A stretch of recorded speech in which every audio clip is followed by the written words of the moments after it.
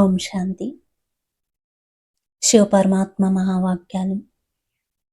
బాబా అంటున్నారు, నేను మీకు గుణాలు శక్తులు అన్నీ ఇస్తున్నాను కదా, అవన్నీ మీరు సఫలం చేసుకోవాలి అంటున్నారు పరమాత్మ. అన్నీ కూడా మీరు కార్యంలో సఫలం చేసుకోండి, అవి దాచుకోవద్దు.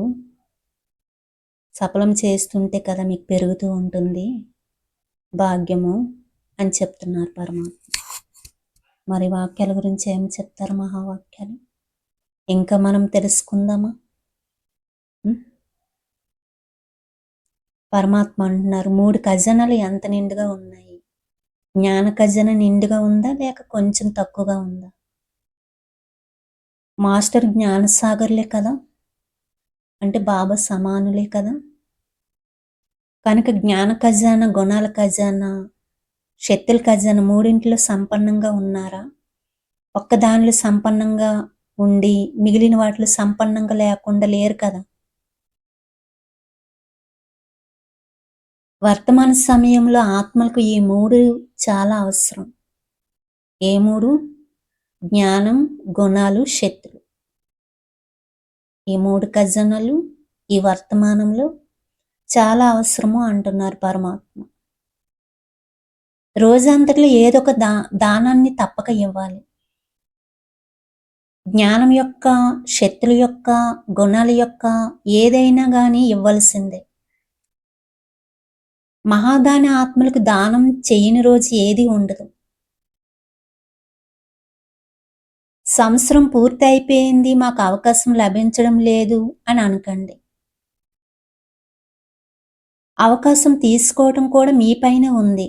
లేక అవకాశాన్ని ఇచ్చేవారు ఇస్తేనే అవకాశాన్ని తీసుకోగలరా, లేక స్వయమే అవకాశాన్ని తీసుకోగలరా?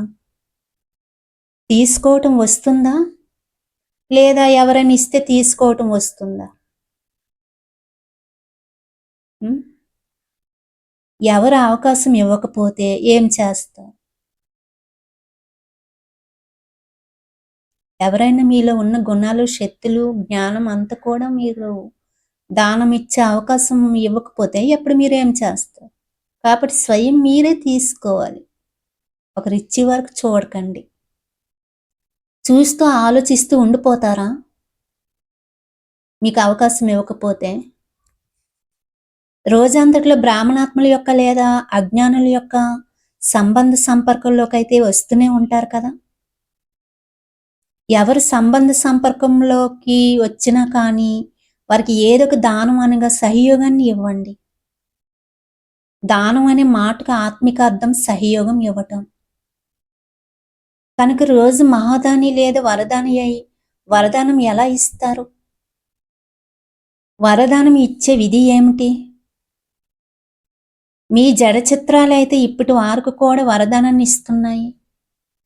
అయితే వరదానాన్ని ఇచ్చే విధి ఎవరు సంబంధ సంపర్కంలోకి వచ్చినా కానీ వారికి మీ స్థితి అని వాయుమండలం ద్వారా మరియు మీ వృత్తి యొక్క తరంగాల ద్వారా సహయోగం ఇవ్వాలి అంటే వరదానాన్ని ఇవ్వండి.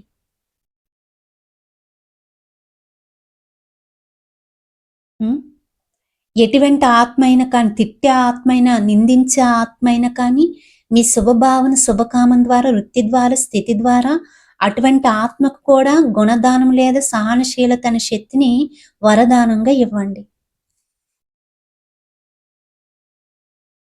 ఒకవేళ ఎవరైనా క్రోధాగ్నిలో కాలబడుతూ మీ ఎదురుగా వస్తే ఆ అగ్నిలో నూనె వేస్తారా లేక నీరు వేస్తారా?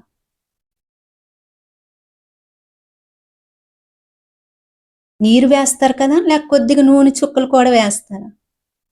ఒకవేళ క్రోధి ఎదురుగా మీ పైకి క్రోధంతో చూపించలేదు, నోటి మాటలు లేకుండా శాంతిగా ఉన్నారు, కానీ నయనాల ద్వారా, ముఖం ద్వారా క్రోధి భావన యొక్క పెట్టుకున్నారు కదా, నూనె చుక్కలు వేసినట్లే కదా. క్రోధి ఆత్మ అనగా పరవశ ఆత్మ. అటువంటి వారికి దయ అనే శీతల జల ద్వారా వరదానాన్ని ఇవ్వండి అని అంటున్నారు పరమాత్మ. వరదానంగా అయ్యారా లేక అవసరం అయినప్పుడు సహన శక్తి అనే బాణం పనిచేయటం లేదా? సమయానికి ఏ అమూల్య వస్తువు అయినా ఉపయోగపడకపోతే దానిని అమూల్యం అని అంటారా?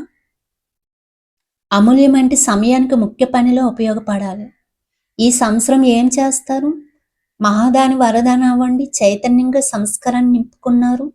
అందువలన జడ చిత్రాల ద్వారా వరదానమూర్తి అవుతున్నారు. సంస్కారాన్ని అయితే ఇప్పుడే నింపుకోవాలి కదా, లేక విగ్రహం తయారు చేసేటప్పుడు నింపుకోవాలి. చైతన్యంలోని సంస్కారాన్ని నింపుకుంటేనే ఆ జడ చిత్రానికి మీకు ఎక్కువ మంది భక్తులు వస్తారనమాట. వాళ్ళకి వరదానాల యొక్క ప్రాప్తి లభిస్తుంది పరమాత్మ ద్వారా. మరి ఆ సంస్కారాన్ని ఇప్పుడు చైతన్యంలో నింపుకోవాలి కానీ జడ చిత్రం తయారైనప్పుడు నింపుకుంటారా ఏంటా అని అడుగుతున్నారు పరమాత్మ. చాలా చెకింగ్ పాయింట్, ఇంపార్టెంట్ పాయింట్. ఓం శాంతి.